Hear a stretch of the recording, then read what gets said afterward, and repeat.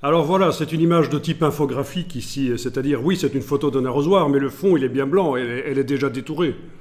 Donc on va pouvoir facilement supprimer le fond blanc, le rendre transparent grâce à la baguette magique. Donc vous allez chercher la baguette magique, qui normalement est un outil qu'on n'utilise pas quand on travaille sur des photos, mais ici, vu que c'est une image déjà travaillée, donc dans la palette des outils, derrière l'outil de sélection rapide, vous avez l'ancien outil baguette magique.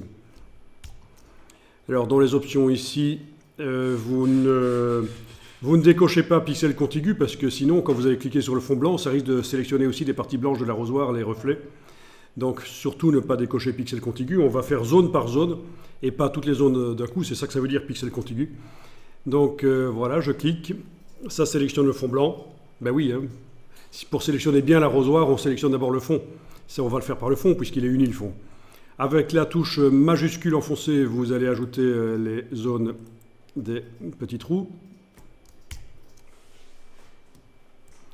Alors, je zoome et je vais élargir la sélection pour que ça aille un peu mordre un peu plus sur l'arrosoir, pour être certain de ne pas avoir de pixels blancs sur le bord.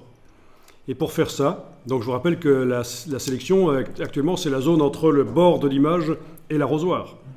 Donc pour que la sélection aille mordre sur l'arrosoir, il faut que je la dilate.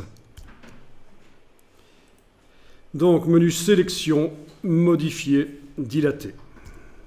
Sélection, modifier, dilater. Je vais essayer de dilater de 2 pixels par exemple. OK.